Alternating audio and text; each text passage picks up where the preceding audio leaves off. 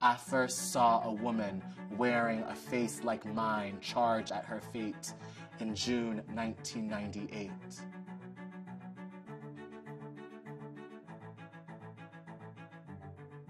I thought it was her dress. Fire engine red, high collar, sleeveless, side slits, roughly 2,200 rhinestones. Mirai Nagasu moved like a lit match over ice. She blazed into a forward jump, arms crossed, spinning 3.5 times, and made history seconds later as the first American woman to complete a triple axel at the Olympics. But what bewitched me was her music. Eclipsed by live television commentators and a roaring arena, selections from Miss Saigon by Claude Michel Schonberg not only marked the moment Nagasu achieved the dream Tonya Harding and many held, it took me back to a cloudless morning in April 1975, when my mother watched the last American helicopter abandon Saigon as Viet Cong tanks crushed the city gates, and scored for women like us, like Kim, the central character in Miss Saigon, who dies so her child can become an American, or like Phan Thi Kim Phuc, the 9-year-old who, in June 1972, wore her own burning gown as jets unloaded napalm upon her village, the will to survive leaping towards destiny while the world watched. I first saw a woman wearing a face like mine charge at her fate in June 1998.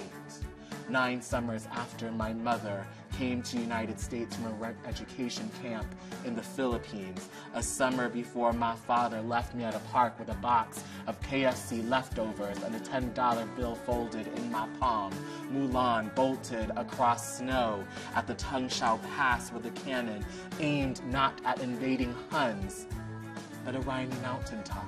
Frost fell on her enemies and friends, driving her like a blown-out flame off a cliff, and just when all seemed lost, Mulan rose triumphant on her midnight steed. She did not die, unlike Asian women in Cold War inventions such as Miss Saigon. Mulan apotheosized a hero. She briefly saved her country and brought honor to her family, even when exposed for impersonating a male soldier and deserted by her troops. When the Huns erupted from their winter sepulchres and Mulan had to marshal unmatched ingenuity to reclaim the imperial city, proof that a woman of color could be powerful in the face of danger, failure, and humiliation, and thus bring honor to us all, animated within me a knowledge about myself.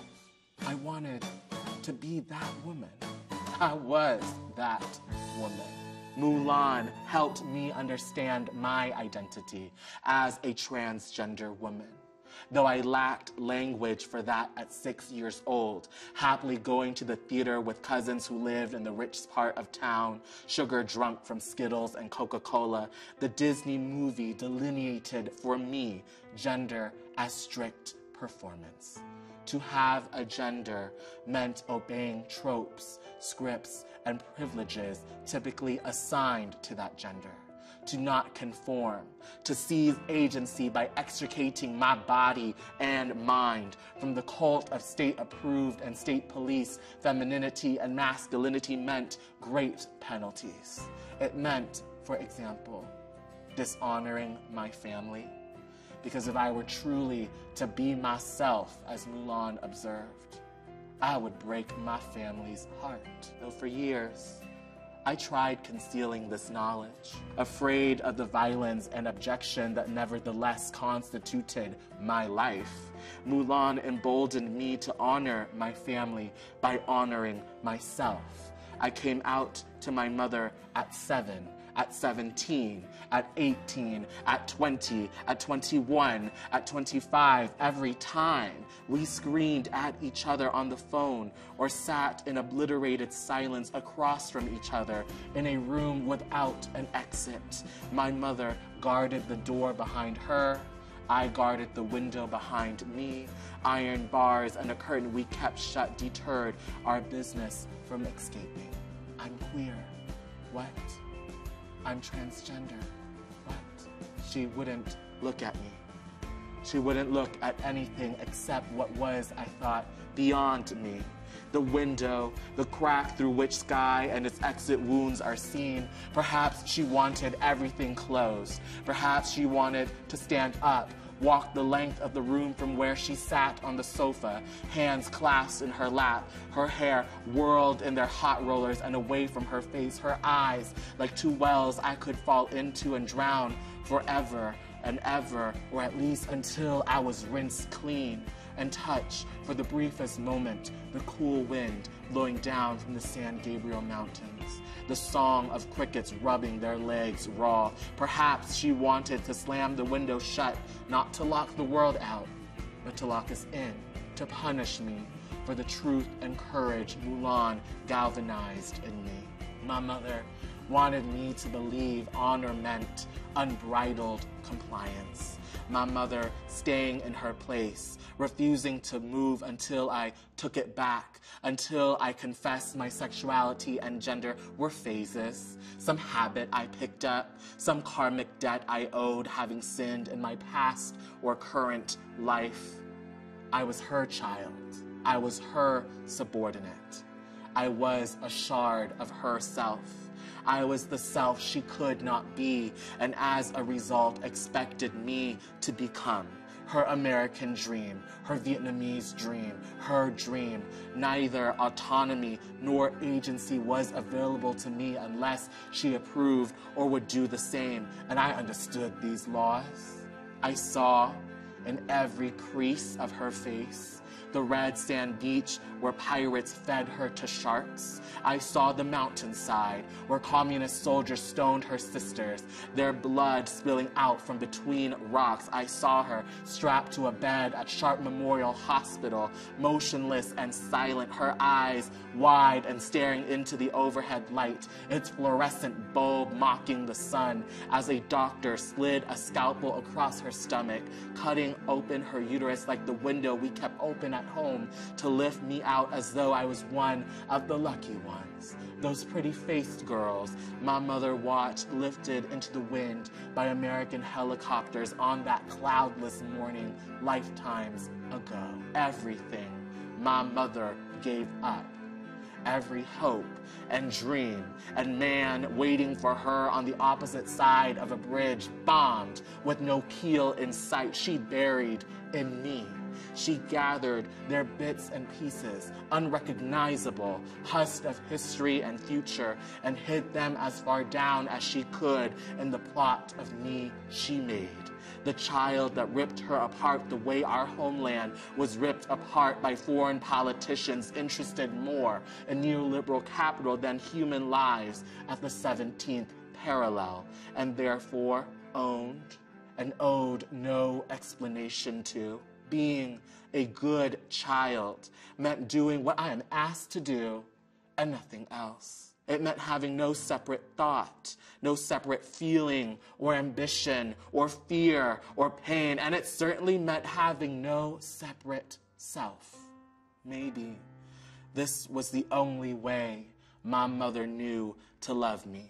Maybe this was the only way her mother knew to love her when she announced her decision to flee Vietnam for the United States, for a supposedly democratic life where women like us could choose the course of our lives. Maybe no child in our family stays a child their mother could love. Maybe this was what love was for families and mothers like ours. A dance over thin ice, a forward-facing jump. Without confidence, we might land safely on our feet. Maybe this was the love Mulan and her family navigated in midst of war. Though critics have said that structures of power resumed their hierarchical operations when Mulan came home from battle, I still felt in my heart that her story, the story of women, particularly women of color, who manifested immeasurable genius and risked in the spirit of justice everything for their beloveds, for their country, opened the possibility for further critical imagination. Such women existed. Such women exist. And for my 6-year-old self, swallowed by the theater's magnificent darkness, the silver screen bigger than I could have foreseen, that ability to imagine made possible my ability to choose, to determine, to fight against all odds the expectations stormed upon me by everlasting history and encroaching modernity, tradition, and ritual, and pick for myself a body and identity and way of being that sword too in the spirit of justice. Mulan expanded my view of the self. The movie and its evolving legacy instilled in me the command to be myself no matter what. Likewise, women such as Tristy Yamaguchi and Michelle Kwan offered unparalleled models for discipline, strength, and grace. I imagine that was also why cheering on Nagasu meant so much to me. Her desire to accomplish what few have accomplished inspired my own will to be excellent, to dare deadly and completely, to give all I have towards the fulfillment of my goals. Her triple axel at the Winter 2018 Olympics in Pyeongchang went down in history not only because of its athletic and physical feat. It announced that reaching the impossible is just an exercise of the mind, and women can achieve whatever we put our minds to. From Madame Butterfly to Miss Saigon, most representations of Asian women for me growing up culminated in death. So seeing Nagasu not only launch towards her destiny, meeting it face to face, and miraculously survive, throwing up her fists with elation, knowing the glorious importance of that instant, reverse the stereotypes of those Cold War inventions designed to rationalize the project for U.S. global ascendancy. She lived. She won. She stood with her colleagues and wore proudly that bronze medal. And we stood alongside her. We were also crowned. And let me not forget that dress. Red, like all the blood spilt for that victory. Red, like a slow, smoldering wick. Red, like the cities we left in search of new heavens. Red, like sunset over the Pacific.